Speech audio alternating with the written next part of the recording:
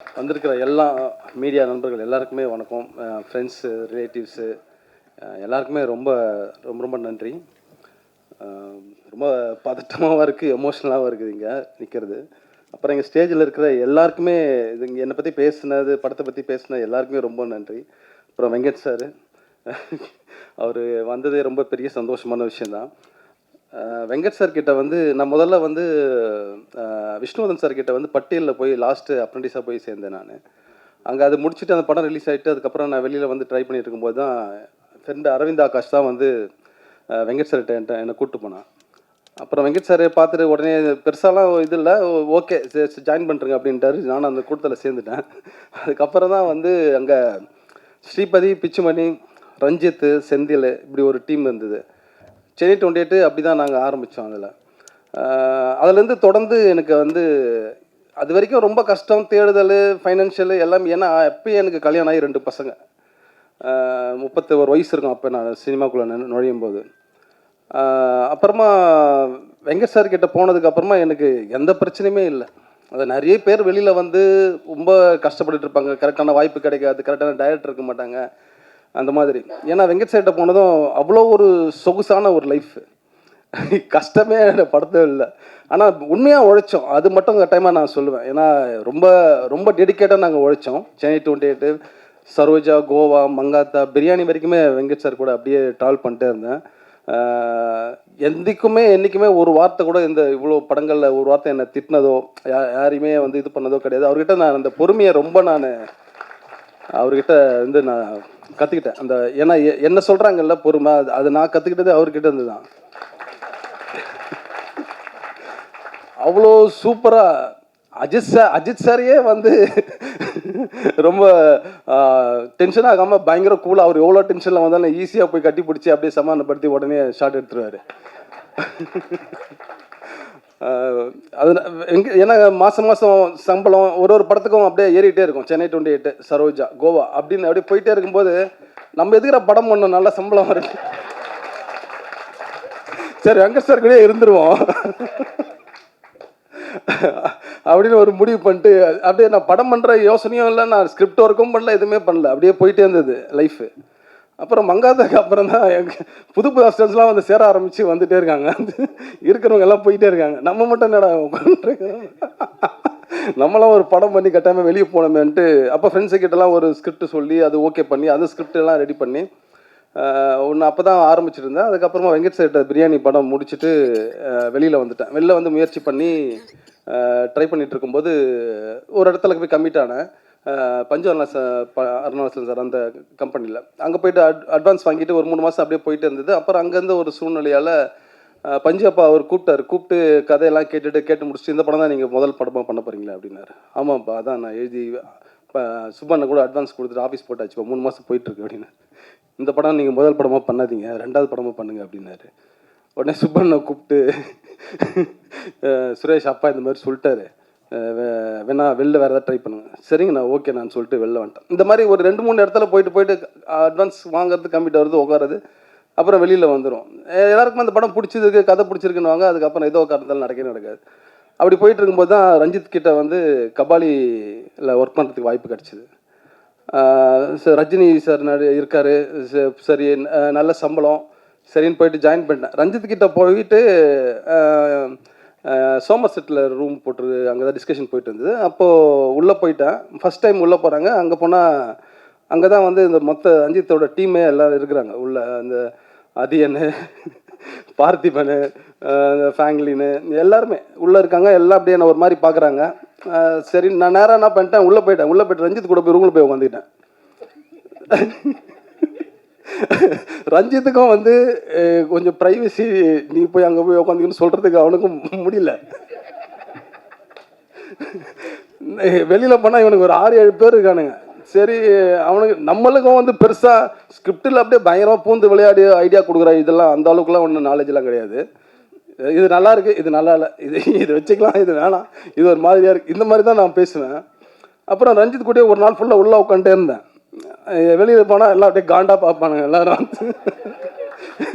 இவன் வந்து கூட வந்துட்டா அப்படியே வந்து உள்ளே வந்து உட்காந்துட்டானே அப்படின்ட்டு அப்படியே பார்த்துட்டே இருந்தாங்க. அதுக்கப்புறம் ஒரு கட்டத்துக்கு மேலே தான் எனக்கு தெரிஞ்சது, இல்லை தப்பு, அவன் டைரக்டர் என்னதான் க்ளோஸ் இருந்தாலும் நம்ம போய் பக்கத்தில் உட்காந்துருக்கு சரி கிடையாது அப்படின்னு சொல்லிட்டு அப்புறமா சேரு இதெல்லாம் எடுத்துக்கின்னு லேப்டாப்லேருந்து வெளியே வந்துட்டேன். அதுக்கப்புறம் தான் இவனுங்க கிட்ட பழகிற அந்த வாய்ப்பு. அப்புறம் இவனுங்க அதாவது ரஞ்சித் கிட்ட இருக்கிறவங்க எப்படி சொல்லணும்னா,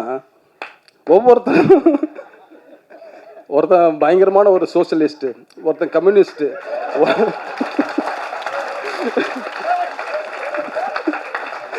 அப்புறம் ஒரு ஃபெமினிஸ்ட்டு, அப்புறம் அதுக்கப்புறம் ஒவ்வொரு எந்த லிஸ்ட்டுமே எனக்கு தெரியாது. நான் வெங்கட் சார்கிட்ட இருந்து அப்படியே பிளைண்டாக அவங்க உட்காந்துருக்கேன்னா அது யாரையுமே ஹேண்டில் பண்ண முடியல. ஏன்னா எல்லாருமே பயங்கர அரசியல் பேசுகிறானுங்க, நம்மளுக்கு சுத்தமாக அது தெரியவே தெரியாது. அப்புறமா ஜாதி காஸ்ட்டு இந்த விஷயங்கள் இதெல்லாம் பேசுறது எனக்கு புதுசாக இருக்குது. நான் அப்போ தான் ஒரு உலகத்துக்குள்ளே நுழையிற மாதிரி ஒரு ஃபீல் இருந்தது. அப்புறமா இது அப்படியே பேச பேச அப்புறமா அவனுங்கிட்ட அப்புறம் நான் ரொம்ப நெருக்கமாகி அப்படியே பேச ஆரம்பிச்சதுக்கப்புறம் அப்புறம் என் மேலே உயிராயிட்டானுங்க, என்னை விடவே இல்லை. ஏன்னா ரொம்ப இறுக்கமாக இருந்தவனுங்களை நான் தான் ரொம்ப சிரித்து அவனுங்களை ஃப்ரீ பண்ண விட்டேன். என்னை விட இறுக்கமாக ரஞ்சித் இருந்தாப்புல. அப்போ ரஞ்சித்துக்கும் கொஞ்சம் ரிலாக்ஸ் அப்போ கிடச்சிருக்கும்னு நினைக்கிறேன் என்னால். ஏன்னா இவங்க எல்லாருமே ரஞ்சித் கிட்ட நெருங்காமல் நானே பார்த்துக்கிட்டேன் எல்லாத்தையும் இவங்க ஹேண்டில் பண்ணுறது. அப்புறம் ரொம்ப உண்மையிலே எல்லாருமே ஒவ்வொருத்தரும் ஒரு யூனிக். அவனுங்க எல்லாருமே ஒரு பயங்கரமான திறமைசாலிங்க தான். அவனோட கடுமையாக உழைப்பானுங்க, ரொம்ப போராளிங்க மாதிரி உழைப்பானுங்க, அதில் எந்த டவுட்டுமே கிடையாது.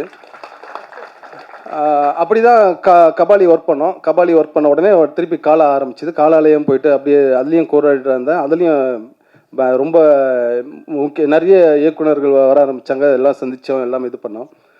தொடர்ச்சி அப்படி தான் ரஞ்சித் கூட இப்படி போச்சு. ரஞ்சித் என்னென்னா சரோஜா படம் ஒர்க் பண்ணிட்டு இருக்கும்போது தொடர்ந்து ஒரு 60 நாள் நைட் ஷூட் போயிட்டே இருக்கும்போது எப்பேற்பட்டவனும் டயர்டாக ஏற்கனவே எனக்கும் ஒரு 30 வயசு அப்பயே. அதனால் நைட் ஷூட்டில் என்றைக்காவது ஒரு நாள் அப்படி ஓரமாக உட்காந்தா போகிற பக்கத்தில் கையை பிடிச்சி தரதானே எழுதிட்டு போயிட்டே இருப்பான். உட்காரலாம் உட்காராதவா, நீ முதல்ல வேலையை பாருன்ட்டு. அந்த மாதிரி அன்றைக்கி கைது பிடிச்சி இழுத்துட்டு போனோமா இன்றைக்கி வரைக்கும் கொண்டு வந்து என்னை விட்டுருக்காப்புல.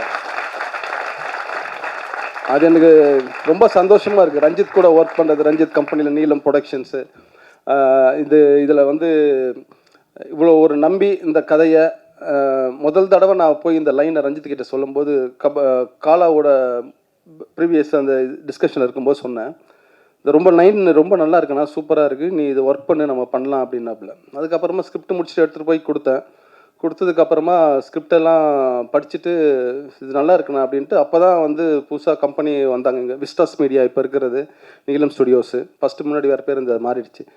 ஸோ அப்புறமா அந்த அதித்தி ஆனந்த் கிட்ட போய் இந்த கதையை சொல்லு அப்படின்னும்போது இந்த இடத்துல ஜெனிக்கு நான் ரொம்ப தேங்க்ஸ் சொல்லி ஆகணும். ஏன்னா அவங்க பாம்பேலேருந்து வந்திருந்தாங்க. அவங்க ஒன்லி இங்கிலீஷு, நான் ஒன்லி தமிழ். அவங்க கிட்ட கதையை சொல்லணும். நான் இங்கிலீஷ், எனக்கு தெரிஞ்சு இங்கிலீஷில் கதையை சொன்னால் சத்தியமாக அவங்க ஓகே பண்ண மாட்டாங்க. அதுக்கப்புறம் ஜெனி தான் நடுவில் நான் ஜெனிக்கிட்ட தமிழில் சொல்கிற அந்த சீனாக இருக்கட்டும், அதில் இருக்கிற காமெடி எதுவாக இருந்தாலும் அப்படியே அது இங்கிலீஷில் டிரான்ஸ்லேட் பண்ணிட்டே இருக்கும்.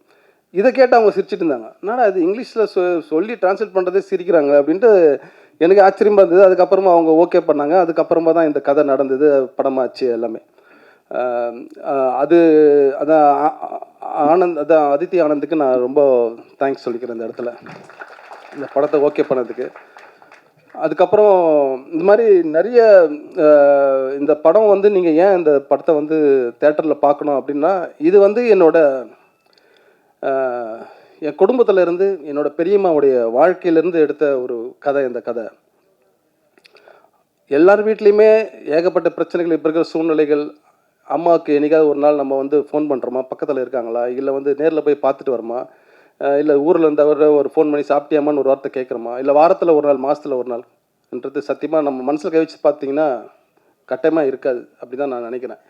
ஏன்னா நானே எங்கள் அம்மா கிட்ட கூட நானே பேசுகிறதே வாரத்தில் எங்கேயாவது ஒரு நாள் தான். அப்படி தான் திடீர்னு போய் பார்த்துட்டு பேசுகிற மாதிரி இருக்குது. டெய்லியெலாம் என்னால் ஃபோன் பண்ணியும் பேச முடியல நம்ம கதையில் சொல்கிற மாதிரி. ஆனால் இந்த படம் ஏன் அப்படி பார்க்கணும் அப்படின்னா, இது அம்மா எவ்வளோ ஒரு முக்கியமானவங்க. அம்மாவை எப்படி நம்ம ரொம்ப அசால்ட்டாக கடந்து போகிறோம், ரொம்ப சாதாரணமாக ரொம்ப அவங்கள கேரே பண்ணாமல் மதிக்காமல், ஏமா இது கூட பேச தெரியாதா, இங்கே ஏன் நின்றுருக்க, தேவையில்லாமல் ஏமா வளவலன்னு பேசிகிட்டு இருக்கு, இப்படிலாம் நம்ம அவங்கள திட்டி கடந்து போயிட்டே இருக்கிறோம். ஆனால் அது எவ்வளோ ஒரு முக்கியமான ஒரு உயிர்ன்றது வந்து இந்த படம் பார்த்தீங்கன்னா உங்களுக்கு கட்டாயமாக அது வந்து புரியும். உங்களுக்கு இந்த படம் வந்து இப்போ நீங்கள் சிரித்த மாதிரி உங்களை பயங்கரமாக சிரிக்க வைக்கும். அதே போல் உங்களை வந்து யோசிக்க வைக்கும், அழ வைக்கும், எல்லாமே பண்ணும் இந்த படம். ஏன்னா இது என்ன சொல்கிறோன்னா வெங்கட் சார் பாதி, ரஞ்சித் பாதி, அந்த மாதிரி தான் இந்த படம் நினைக்கிறேன். ஏன்னா அவ்வளோ என்டர்டெயின்மெண்ட் இருக்கும் இந்த படத்துக்குள்ளே. இவங்க 2 பேர்கிட்டையுமே இருந்து நான் ரஞ்சித்கிட்டையும் அதான் கற்றுக்கிட்டேன். ரஞ்சித்தும் வந்து ஸ்பாட்டில் எங்கேயுமே வந்து ஒருத்தரை இது வரைக்கும் ஒரு நாள் திட்டினது கிடையாது. அவனுக்குள்ளே தான் அந்த கோபமும் கஷ்டமோ ஏதாவது இருக்குமே கண்டி யாரையுமே ஒரு வார்த்தை ஒரு சொல்லி எதுவுமே பண்ணது கிடையாது. அதுக்கப்புறமா நிறைய டைம் எடுத்துக்கிறேன்னா இல்லை பேசலாமான்னு தெரில எனக்கு.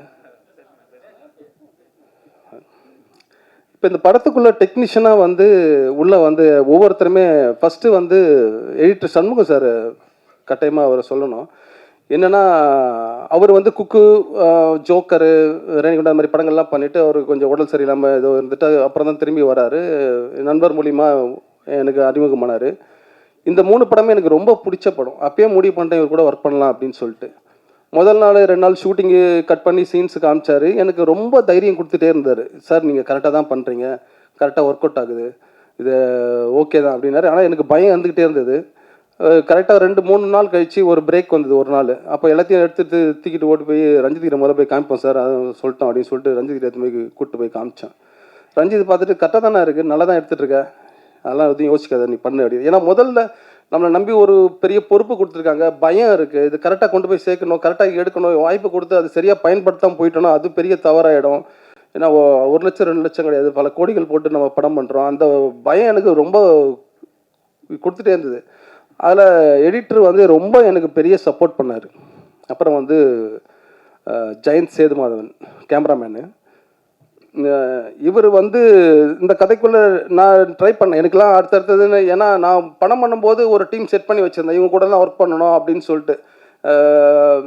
அது எல்லாமே என்னென்னா எல்லாருமே பயங்கர பிஸி ஆகிட்டாங்க. எல்லாருமே ஒரு படத்துக்குள்ளே இருக்காங்க, யாருமே என்னால் எனக்கு கூட முடியல. அதனால் வந்து ஜெயந்த் சேதுமாதவனை வந்து மீட் பண்ணதும் அவரோட பேசுகிற தன்மை, ஏற்கனவே அவர் பண்ணி இந்த ஒர்க்கு இதெல்லாம் பார்க்கும்போது எனக்கு பிடிச்சிருந்தது. அதுக்கு மட்டும் இல்லாமல் இது ரொம்ப லைவ் லொக்கேஷன்ஸு, ரொம்ப ரிஸ்க்கான இடங்கள்லாம் போகிறோம், க்ரௌடு, கேண்டிட் கேமரா மாதிரி நிறைய ஷோல்டரில் வச்சு நீங்கள் வந்து இது பண்ணணும் அப்படின்னு சொல்லிட்டு நிறைய லொக்கேஷன்ஸ் எல்லாம் அவர் வந்து ரொம்ப ரிஸ்க் எடுத்து பண்ணியிருக்காரு. அவரெல்லாம் சப்போர்ட் பண்ணலின்னா இந்த படம் அப்படி கட்டாயமாக வந்திருக்காரு. அதுக்கு அவருக்கு ரொம்ப பெரிய தேங்க்ஸ் சொல்லணும். அப்புறம் வந்து மியூசிக் டைரக்டர் பிரிட்டோ வந்து சொன்னால், அதே மாதிரி அவன்கிட்ட பேசிகிட்டு இருக்கும்போது இந்த மாதிரி இந்த கதையை பற்றி சொல்லும்போது, அதுக்கப்புறம் இதுக்கு நான் எங்கெங்கெல்லாம் இதில் ஏன்னா நான் சாங்கு வந்து கட்டாயமாக எல்லாருக்குமே நம்மளை பார்த்து பழகின ஒரு விஷயம், அது கரெக்டான சுச்சுவேஷனில் அமையணும், கரெக்டாக வரணும் அப்படின்ட்டு. அப்போது சாங்கு வந்து பிரிட்டோ கிட்டே இந்த மாதிரி சுச்சுவேஷன் சொல்லிட்டேன். ஃபஸ்ட்டு டைமு ஒரு டியூன் ஒன்று அனுப்பிச்சாப்புல.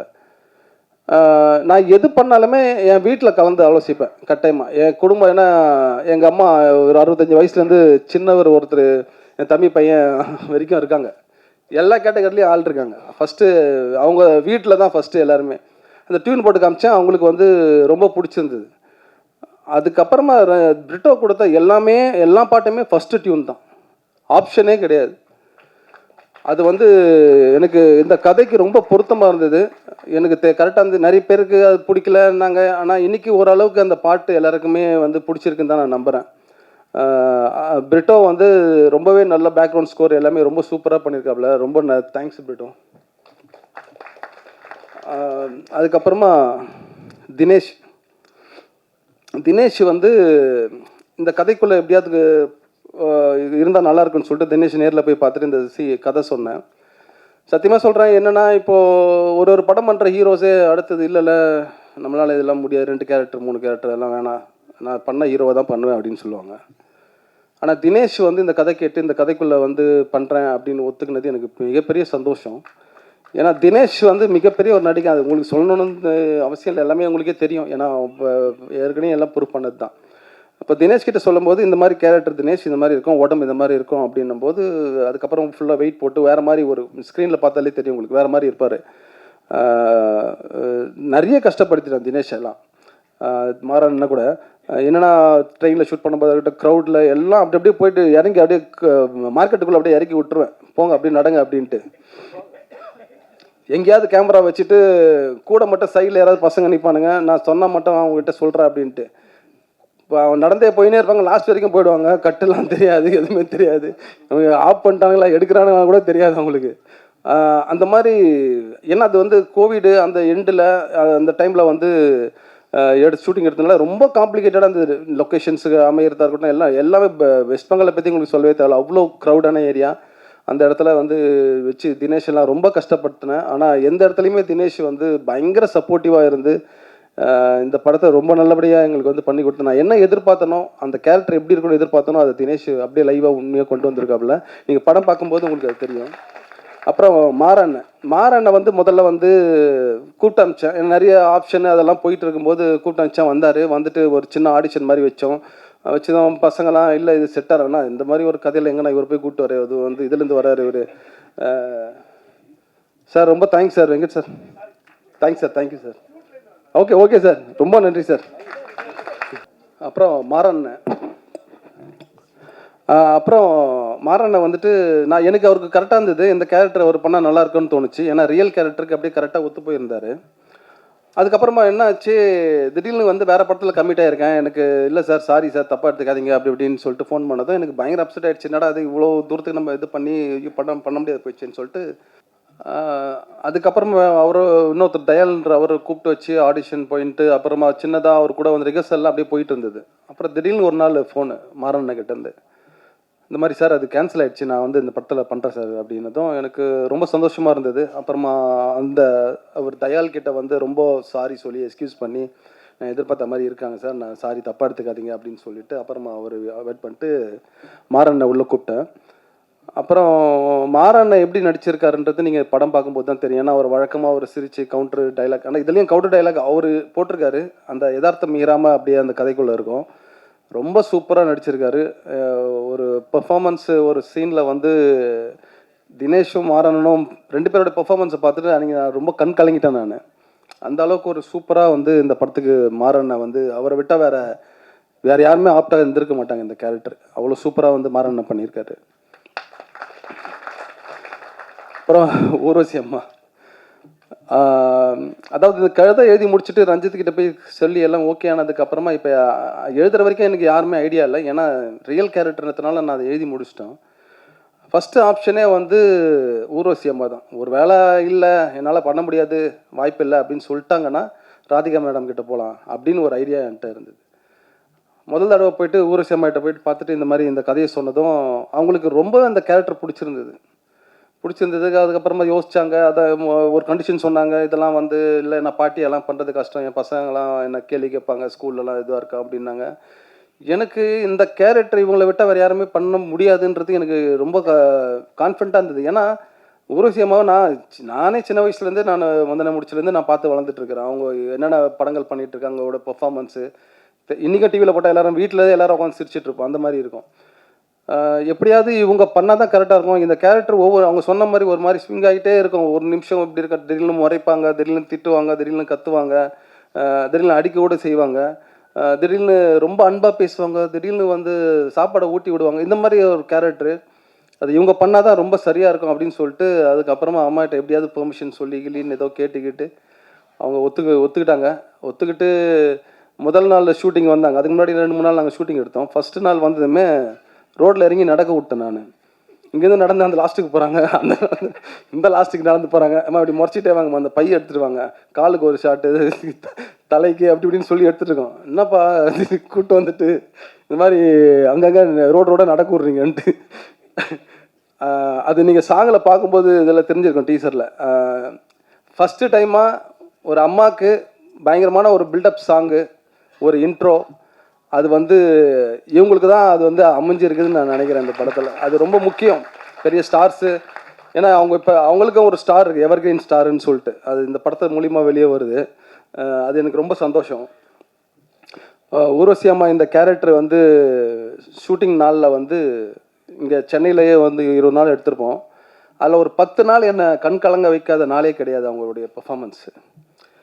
அப்படியே என் பெரியம்மாவை என் கண் முன்னாடி கொண்டு வந்து நிறுத்திடுவாங்க. என் பெரியம்மாவை ரொம்ப அன்பானவங்க. அவங்க கையால் நிறைய தடவை நான் சாப்பிட்ருக்கேன், நிறைய நாள் வீட்டில் போய் தங்கியிருக்கேன். ஒரே நடுத்தர குடும்பம் தான். ஒரு சின்ன 10 வீட்டில் வந்து அண்ணனுங்க, அக்கா, தங்கச்சிங்க எல்லாரும், பெரியம்மா எல்லாருமே வந்து ஒன்றாவே அங்கே வந்து கூட இருந்து வாழ்ந்தவன் நான். அதனால் எனக்கு பெரியம்மாவோட ஒவ்வொரு விஷயமும் ஒவ்வொரு இசைவுகளும் எனக்கு நல்லா தெரியும். அது வந்து பேப் என்ற கேரக்டரை வந்து ஊர்வசி அம்மா வந்து அவங்களுக்கு எதுவுமே தெரியாது. ஃபோட்டோ தான் தெரியும் அவங்கள பற்றி, எந்த வீடியோ கிடையாது, ஒன்றும் கிடையாது. அவங்க வந்து ஒரு பெரிய ஒரு சாதனை பண்ணவங்களாம் கிடையாது. சாதாரண ஒரு வீட்டில் இருந்த ஒரு பெண்ணு. அதை ஊர்வசி அம்மா வந்து பயங்கரமாக அதை வந்து பிடிச்சிக்கிட்டாங்க. அது பிடிச்சிக்கிட்டு அவங்க பண்ணுற பெர்ஃபார்மன்ஸ் எல்லாம் வந்து என்னை கட்டே சொல்ல முடியாது. ஒரு மாதிரி பயங்கரமாக கண் கலங்கிடுவேன், ஒரு மாதிரி தனியாக போயிடுவேன். ரொம்ப டிஸ்டர்ப் பண்ணிச்சு என்ன. எனக்கு அப்போவே தெரிஞ்சிச்சு இந்த படம் ஏதோ ஒன்று பண்ணுது. இது வந்து இது தானாக இது எல்லாத்தையுமே உருவாக்கிது. எல்லாரையுமே இது வந்து இந்த ஜே பேபின்ற அந்த வார்த்தை வந்து அதுவே டிசைட் பண்ணிக்குது. ஏன்னா எல்லாம் நல்லதும் வந்து சேர்ந்துக்கிட்டே இருக்கும். எனக்கே ஆச்சரியமாக இருக்கும். ஒரு இடத்துல ஷூட்டிங் போனால் திடீர்னு லொக்கேஷன் கிடைக்காது, அது ஏதோ பிரச்சனைன்னு. ஆனால் அதை விட ஒரு சூப்பர் லொக்கேஷனாக வேறு ஒன்று கிடைக்கும். இங்கே பர்மிஷன் இல்லைன்னுவானுங்க. அதுக்கப்புறம் பார்த்தா அதை விட ஒரு இடம் பெட்டரான ஒரு பெர்மிஷன் ஒன்று கிடைக்கும். டேட் இல்லைன்னா அது டக்குன்னு அது ஆர்கனைஸ் ஆகும். ஏதோ ஒன்று அது கையை பிடிச்சி இழுத்துட்டு போயிட்டே இருக்கும். எனக்கு இந்த படம் அப்படி தான் பண்ணிச்சு. இப்போ ஊர்வசி அம்மாவுடைய பெர்ஃபார்மன்ஸை வந்து நீங்கள் ஸ்க்ரீனில் பார்ப்பீங்க. நீங்கள் சத்தியமாக வந்து இந்த படம் ஊர்வசி அம்மாவோட லைஃப்பில் மிக முக்கியமான ஒரு படமாக இருக்கும். நீங்கள் அதை கொண்டாடுவீங்க அப்படின்னு நான் ரொம்ப நம்புகிறேன் இந்த படத்தை. அப்புறம் இந்த படம் வர்றதுக்கு மிக முக்கிய காரணம் மூர்த்தி சார், இந்த மிலிட்ரி மேன். அவர் இல்லைன்னா எனக்கு இந்த படம் கட்டாயமாக கிடையாது. ஏன்னா ஒரு முக்கியமான கேரக்டர் இந்த படத்தில் அவர் பண்ணியிருக்காரு. நீங்கள் இந்த படம் பார்க்கும்போது நீங்கள் எல்லாருமே அதை ஒத்துப்பீங்கன்னு நான் நம்புகிறேன். அதுக்கப்புறமா அதாவது மெலடி வந்து அதே போல் தான். அதையும் வந்து ஃபஸ்ட்டு ஆடிஷன் பண்ணும்போது எல்லாருக்குமே வந்து இதுக்கு செட் ஆகுமா அப்படி இப்படின்னு சொல்லிட்டு இருந்தாங்க. ஆனால் மெலடி பண்ணியிருக்க பர்ஃபார்மன்ஸ் இந்த படத்தில் வந்து நீங்கள் அவுட்ஸ்டாண்டிங்காக இருக்கும். நான் அது வந்து அவ்வளோ சூப்பராக பண்ணியிருக்கு. சஃபிதா, இஸ்மத் பானு எல்லாருமே வந்து ரொம்ப சூப்பராக பண்ணியிருக்காங்க. அப்புறமா சேகர் எல்லாருமே ரொம்ப நல்லா பண்ணியிருக்காங்க. அப்புறமா ஆர்ட் டைரக்டர் ராம் சொன்ன மாதிரி எல்லா இடத்துலையுமே வந்து பார்த்திங்கன்னா எதுவுமே வந்து நாங்கள் செட்டுக்கிட்டலாம் எதுவுமே போடல. நிஜமாக வாழ்ந்துட்டு இருக்கிற வீட்டுக்குள்ளே போய் அப்படியே போய் ஷூட் பண்ணிட்டு வந்தோம். அங்கேயே கேமரா வச்சு எந்த ஒரு இதுவுமே பண்ணல. ரொம்ப லைவ், அங்கே என்ன தேவையோ அது மட்டுமே நாங்கள் வந்து தேவையானதெல்லாம் மட்டும் வச்சுட்டு, இது ஒரு பீரியட் மூவியோ இல்லை எதுவுமே கிடையாது. கரண்ட்டில் அப்படியே நடக்கிற விஷயங்கள் அப்படியே இது பண்ணோம். ரொம்ப சூப்பராக எனக்கு வந்து ராம் கூடவே இருந்து எல்லாம் எனக்கு பண்ணி கொடுத்தாப்புல. தேங்க்ஸ் ராம். அப்புறம் ஏகா வந்து ஏன்னா இது வந்து ஒரு ஃப்ளாஷ்பேக் போர்ஷனும் இருக்குது. அதுக்கெல்லாம் வந்து சத்தியமாக நான் வந்து ரொம்ப ஆச்சரியப்பட்டது என்னென்னா, எங்கள் பெரியம்மாவை நான் எந்த மாதிரி சேரீலாம் பார்த்தனோ அது அப்படியே ஸ்க்ரீனில் கொண்டு வந்து கொடுத்தான். அது கோஇன்சிடெண்ட்டாக அது என்னன்னு தெரில. நிஜமாலுமே நான் மிரட்டேன். அவ்வளோ ஒரு கரெக்டாக வந்து அமைஞ்சுது. நான் ஊர்வசி அம்மாவுக்கு அவங்க போட்டு வரும்போது எனக்கு அவ்வளோ ஆச்சரியமாக இருக்கும். ஏகாவுக்கு ரொம்ப ரொம்ப தேங்க்ஸு. அப்புறமா தான் சின்ன கேரக்டராக நிறைய பேர் பண்ணியிருக்காங்க. கீழே நிறைய பேர் உட்காந்துருக்காங்க இது படத்தில். சின்ன குழந்தையிலேருந்து நிறைய எல்லாருமே ரொம்ப நல்லா நடிச்சிருக்காங்க.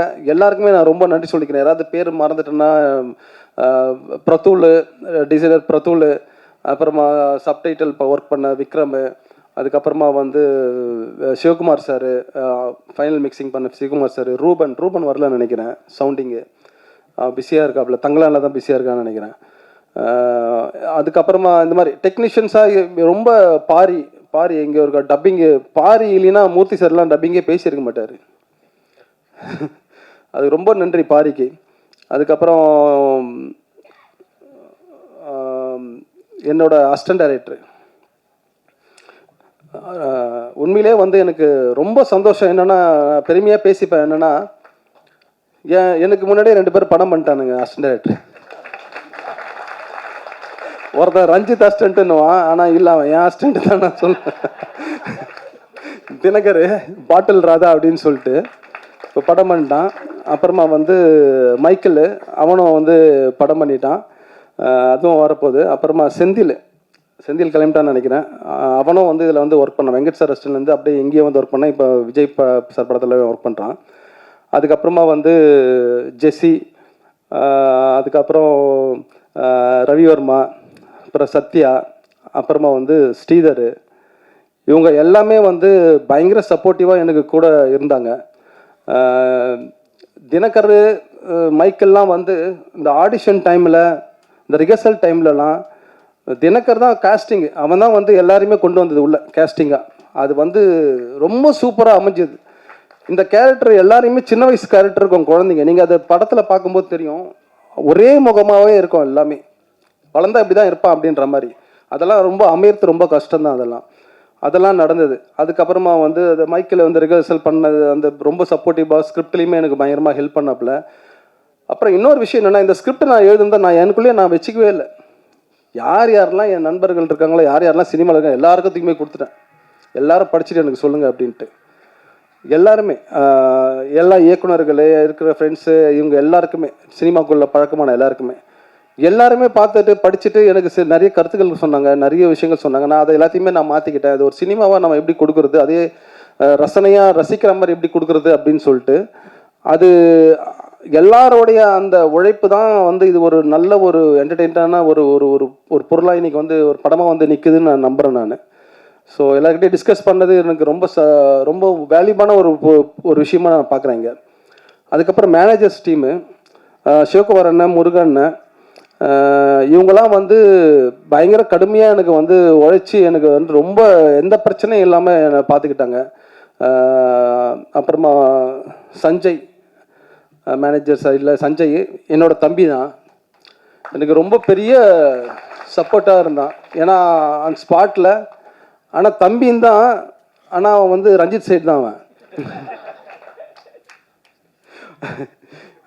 ஏன்னா எல்லா இடத்துலையும் எனக்கு தலையில் தட்டாத மாதிரி ஒன்று சொல்லிட்டே இருப்பான். இது வேறு தேவையில்லை, இது தேவையில்லை, செலவெல்லாம் பண்ண, இது வேணாம், அது வேணாம், இதுக்கு ஓகே, தேவைன்னா யூஸ் பண்ணு, இல்லைன்னா வேணாம், அங்கே பாரு இது தேவையில்லாம் வந்து வெயிட் பண்ணுங்குது, இதுக்கு அனுப்பிச்சி விடு, எதுக்கு அவங்களுக்கு இது இப்படி அப்படின்னு சொல்லிட்டு நான் இது பண்ணிட்டே இருப்பான். பெரிய சப்போர்ட்டிவ். அங்கே நான் உடஞ்சி நின்னா கூட அவன் தான் எனக்கு வந்து ரொம்ப ஹெல்ப் பண்ணான். அப்புறம் மறந்துட போகிறேன், என்னோடய குடும்பம், என் அம்மா, என் மனைவி, என் தம்பிங்க, தம்பி ஒய்ஃபுங்க, என் பசங்க எல்லாருமே ரொம்ப சப்போர்ட் பண்ணாங்க. அவங்க இல்லைன்னா நான் இங்கே இல்லை. ஏன்னா உங்களுக்கு தெரியும், சினிமாக்குள்ளே வந்துட்டு ரொம்ப போராட்டமாக ட்ரை பண்ணிகிட்டு இருக்கும்போது எல்லாமே என்னோடய தம்பிங்க தான். என் தம்பியெல்லாம் எப்படின்னா, நான் எதுக்கு சொல்கிறேன்னா, செலவு காசு இல்லாமல் ரொம்ப கஷ்டப்பட்டுருப்பேன். வந்து சரின்ட்டு ஹேங்கர்லேருந்து பேண்ட் எடுத்து போட்டு வெளியே போனால் கை விட்டால் ஒரு 500 ரூபா காசு இருக்கும், எவன் வச்சானே தெரியாது. அந்த மாதிரிலாம் வந்து என்னுடைய கொடுப்பனை தான் நான் நினைக்கிறேன். நான் என் தம்பிங்கெல்லாம் எனக்கு குடும்பம் அமைஞ்சது. எனக்கு எல்லா படத்தை பற்றி டிஸ்கஸ் பண்ணுவாங்க. ரஞ்சித் படத்தையும் பற்றி எதுவாக இருந்தாலும் நல்லா இருக்குன்னு நல்லா இல்லை, நான் இது பயங்கரமாக நடக்கும் ஆர்கியூமெண்ட் வீட்டில். அது வந்து எனக்கு ரொம்ப ஆரோக்கியமாக நான் நினைக்கிறேன் நான் இதை.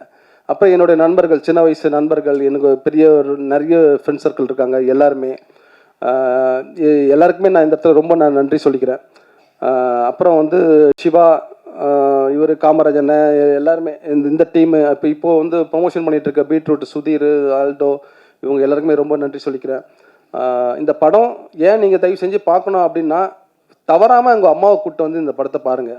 இது அம்மா மட்டும்தான் கூட்டு வரணும் கிடையாது, அக்கா கூட பிறந்தவங்க, தங்கச்சி கூட பிறந்தவங்க, அண்ணன் கூட பிறந்தவங்க, தம்பி கூட பிறந்தவங்க, பேசாமல் இருக்கிறீங்களா கூட நீங்கள் தயவு செஞ்சு இந்த படத்தை போய் பாருங்கள். எங்கேயாவது ஒரு இடத்துல உங்களை வந்து இந்த படம் வந்து கட்டாயமாக உங்களை கனெக்ட் பண்ணோம். படம் பார்த்துட்டு வெளியில் வந்தீங்கன்னா கட்டாயமாக அம்மாவுக்கு ஃபோன் எடுத்து எப்படிமா இருக்க, சாப்பிட்டியான்னு ஒரு வார்த்தை நீங்கள் கட்டாயமாக கேட்பீங்க. அப்படின்றது இந்த படம் கட்டாயமாக உங்களை செய்யும் நான் நம்புகிறேன்.